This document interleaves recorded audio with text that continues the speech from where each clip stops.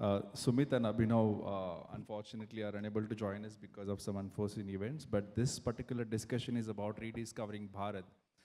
And I have been covering, banking, finance, and meeting so many bankers. But these days, I am really passionate and excited to meet so many young entrepreneurs. In fact, I just met someone called Surya. He's developing something called roadies for the private road safety in Bangalore. I mean, I looked like he's a schoolboy, right? That's how it is. So I think that's the charm of the entrepreneurs. When it comes to this particular discussion of rediscovering Bharat, I have 2-3 quick data points that if you look at the strongest financial institutions or maybe top listed companies, it took more than a decade. It took more than a century for us to build 5 to 6,000 top Fortune 100, 500 और उससे ज़्यादा अच्छी companies बनाने के लिए. More than a century. It took only 10 to 15 years for us to build more than 100,000 startups. 1 lakh से ज़्यादा, जिसमें से 125 unicorns हैं. That is one data point. Second data point which I want to say is Amazon अभी गाँव-गाँव में पहुँच रहा है. अभी मैं recently सांगली district के गाँव में गया था, वहाँ Amazon पहुँच गया है. That is the second data point. And third, when we say that, while India will become the $10 trillion economy, third largest economy, rural or Bharat will contribute the most.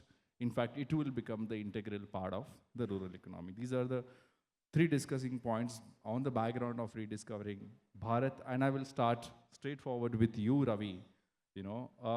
You have been investing heavily into entrepreneurs and the startups. One, how do you invest them? What do you look into them? And more importantly, investment is one part, but how do you ensure that they remain sustainable? They become sustainable, they remain in action, because while it sounds good that we have more than 100,000 startups in the country, we do not talk about the data that 5 to 7,000 startups are also closing down their shops. So how do you ensure that they remain in the action? Thank you, Mok. I think we were just discussing, I'll first start with a quote that everyone knows, what Steve Jobs said long back. Stay hungry, stay foolish. All of you know this? Awesome. So this is the stay hungry shift. So we are between you and lunch. So we will take some time. So I think about 15 minutes. So, but it will be an engaging discussion. To your question, so first at the encouraging part, right? There is a lot of good data points. I think Startup India, which is a marquee thing introduced by our government, I think they have about 170 to 180,000 registered startup in the country today, which is super encouraging, considering that 15 years back, 20 years back, there were almost no startups, right? In the conventional sense. So it has gone up tremendously.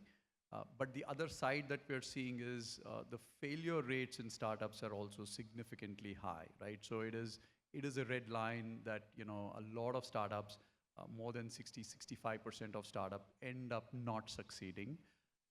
What we do as a foundation, actually one of my core jobs is to figure out on how do I make an entrepreneur successful. Having been an entrepreneur, like I've started a company, led it for about 4.5 years, sold the company.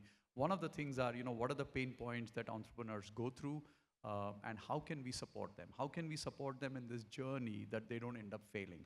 A lot of like you've seen, there is a Wadhwani desk out there. A lot of entrepreneurs who come solely focus on, I think what we call as just, how do I raise funding? We recognize that it's an important element to raise funding, to have capital. But I think the core of entrepreneurship is not just funding, right? In fact, it's probably not even funding.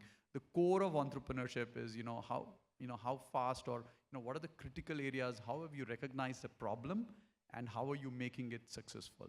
And that has existed in our country for a long time, right? Like I was just telling Amol that, while there are 180,000 startups, there are actually 65 million MSMEs. Every MSME is a startup, right? So every small scale businesses in the country is a startup. There's 65 million MSMEs in the country today. And most of them, 99% of them, have not raised any capital. They have started on their own with some sort of a loan or with some family help and support, and to large extent they've been successful. I read a quote which is very critical. Like, for an entrepreneur to be successful initially, right? One of the key ingredient is actually lack of resources or limited resources. So if an entrepreneur can be successful with limited resources, then I think you've nailed it right at the beginning, right? So you could go on to build bigger and bigger companies. So some of the things that we do for an entrepreneur, I think some of the ingredients that we think of is, an entrepreneur definitely needs a mentor, right? We think that having a good mentor is a big help, right? And there are data points that show that if you have a mentor, 20 to 30%, your chances of success goes up by 20 to 30%, especially if you get connected with the right mentor, right? Who can be your bouncing board, who can give you an advice. Or we also help connect people to a domain expert, right? There are a lot of startups coming, in the field, which are super expert-driven fields, right? Like today we are seeing it in robotics, be it space technology, be it medical technology, right? So you would definitely benefit if you speak to someone who's already been there and done that. So we give expert connections. We also help them, connect to investors. That is a key. We recognize that, but we help them connect to investors, help them connect to the right investors, and then we give a whole bunch of other material that can help them, networking opportunities like this, right? This is a great networking opportunity. You can meet people, speak to them, be out there. And one of the most important things that I've recognized, more than capital itself, is market access. How do you, and this is a question, and I'm sure you also know this is a question I get asked time and again. How do I get my first 100, 200 customers? It's very easy. You love the product, 10 people love the product. Now I want to expand. I want to go to 100, 200 customers. How do I get market access? It is a core problem. And it is that problem that we are trying to solve. How can very early stage, seed startups, can you get your first 100 customers? Can you get your first 500 customers? Paying customers, not pilot, that you gave the product to somebody and somebody loved it. Paying customers. Those are core areas, right? Speak to a mentor, get connected to an expert, networking opportunity with peers and others, and market access. I think that I would say those four, if you can crack those four and do it really, really well, investment would follow, right? Because investment is basis how healthy your businesses are and the potential your business has. That's never the starting point. It is really potential one, Ravi. In fact, you highlighted a couple of points that shows that, how you're working and connected with that. Whenever we speak about rural economy or Bharat, there is one quote which I really like, is Ghat Ghat par badle pani, Kos Kos par Vani. That's how India is. So Ankur, my question to you now is, while most of the investors are focusing on urban India and, looking at crafting the metrics to sponsor, invest in a entrepreneur through the urbanization or 10-minute delivery, 8-minute delivery, but the challenges, the opportunities in rural are absolutely different. For example, farmer is looking for a weather prediction which could be right, and then he would like to have drones and everything like that. As an investor, how do you look at Bharat as an opportunity when you want to invest in entrepreneurs? Have you ever evaluated them? What kind of options, alternatives, challenges are there, and how do you actually see them investing? I think Bharat is a very, very important demographic when we evaluate startups. Yes, to begin with, many businesses will build something for urban India. You probably don't need 10 minutes delivery for Bharat, right? They may not even need Amazon straight away, while Amazon is trying to get there. But like some of the deepest tech that is now being built, whether it is the space tech, whether it is the drone tech, whether it is, all of these products are fundamentally solving the problem that disseminate from being in rural India, where internet has reached before landlines could ever reach, right? The majority of them are mobile first. India is a young country. Through mobile, they are exposed to products all over the world. There is a desire, there is a demand. And therefore, it makes sense to build products for that market. For example, one of our, coming from the quote you just said, ke, whatever, change of Vani, kya bola aapne?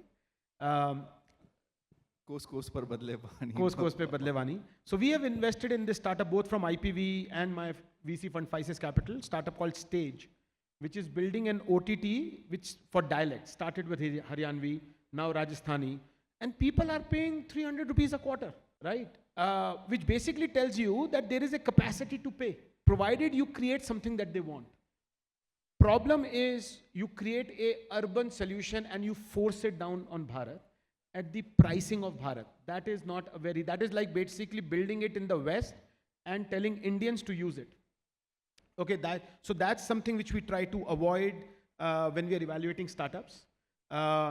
We also try to stay away from the sectors immediately which are heavily dependent on one or two largest of either the central, state governments or one or two corporations, because that creates a lot of unpredictability into the cash flow.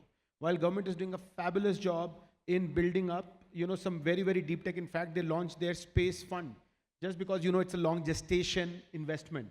And some of the technologies that are going to come out of space, people don't understand. It's not just about the fight in the space and get to the planet. It is about how you can harness the information, bring it down onto the ground, whether it is weather, whether it is communication. I think space tech is far bigger than what many of us understand it is. And farmers could be very big beneficiaries. The question is, how will the farmers pay for that tech? And once you are able to establish that, and it may take time, and that's where the gestation comes in, I think the opportunity is huge. A large part of India still resides in, a large part of our population still resides in Bharat. They are all coming up. The GDP, it's not just our, not just the GDP which is expected to double over the next 5 to 7 years. It is also the per capita, right? And with the basic roti, kapda, makan taken care of, that increase or doubling of per capita is going to give rise to consumerism that we have not seen before. And I think that's the opportunity. Investors who are ignoring Bharat as a story are probably not doing the best thing for their investors. No, sure, I think that per capita income part was very, very important one, Ankur. And in fact, that's the question that I always have when we speak about, higher growth and the capitalism and everything. I think we should also ensure that the people's, basically per capita income grows. And that gives me a fillip to maybe a second question. So Ravi, my question to you now is specifically about jobs, right? We cannot, rediscover Bharat or maybe build Bharat without creating jobs, and the job market or the job creation is not at the a decent level, forget even a higher level, right? So while we are building roads, infrastructure, the job creation is not happening. So in your view, when you are looking at a lot of entrepreneurs, do you see that aspect growing? Do you see that Bharat will create more jobs in future? How do you see whole job creation part with entrepreneurs' lanes? Yeah, very good question, very relevant question in today's world. And I'll give you both, adding both, right, which is Bharat plus job creation. I'll give you an example. About 6-7 months back, I was in Kashmir, right? And I went to one of those stores that was selling Pashmina shawl, right? So, because they originate from there. And the guy was showing me shawls, very, very smart guy. And I was asking him in general, I talk to every entrepreneur I meet, because they're very, very enterprising. So I said, the minute I realized he's the one running it, I started talking to him saying, aap kaise karte hain, kya karte hain? So his life changed for 2-3 things. He was always making good quality shawls. Now the government introduced something called a GI tag, right? It was a very smart initiative. We think, yaar, ye sab government kyun karte hain, kiske liye karte hain? Just, getting that certificate and that tag for his shawl increased his, the potential, right? Obviously the sales will come later. He could now export to many countries. He could now set up stalls in every state with a thing saying this is certified by the central government, and hence the authenticity went up. And the government does extensive testing, by the way. They send people to your factory, they test it out and stuff like that. And so the guy sitting in, so he was selling this in, in the main city. The people making it were in villages. He said, I started with 3 people in my family doing it. Now there are 450 people that I employ just making pashmina shawls, because it's given me this tremendous opportunity. So I think that's a sense that we shouldn't underestimate what is happening in front of our eyes, right? There is a lot of job potential, especially when it comes to manufacturing sector. Everybody knows that, right? And like I said, MSMEs and stuff, they already contribute, like from a 20-25% GDP contribution. That number is now 30 odd percent today, right? With GDP growing up and the percentage of contribution growing up, I think the number of jobs that are getting added are also going up. So all of these companies are adding to the jobs, right? So obviously manufacturing has its play, adds to the job. We saw before us was the quick commerce guys. They all add a lot of jobs, right? Between all the top quick commerce players, they employ a lot of jobs. So I think jobs are going to come as the economy triples. I mean, we know that, you know, the projection says anywhere between 2030 to 2032, India will become a $10 trillion economy.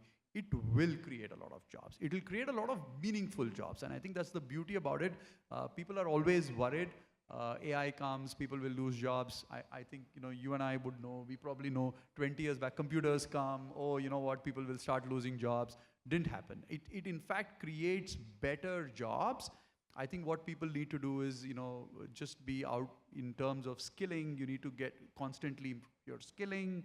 And I'm very, very confident of the jobs in the economy. As the economy grows, jobs will get created. As we have more entrepreneurs, more startups, more manufacturing, like he mentioned, space technology, it'll take a lot of time. The gestation period is a lot.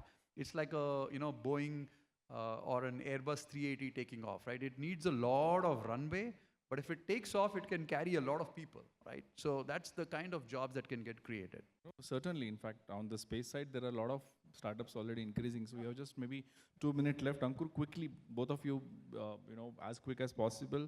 So there are various opportunities, but in your view, what are the biggest opportunities that you see in rural going ahead or Bharat?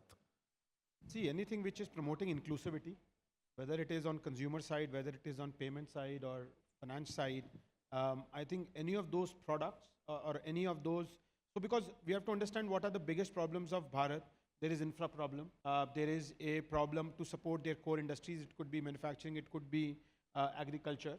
And then how are they, you know, education, so healthcare. I mean, if you think about it, the problems are, I sometimes joke that India is a great place to build startups because there are a lot of problems we need to solve here.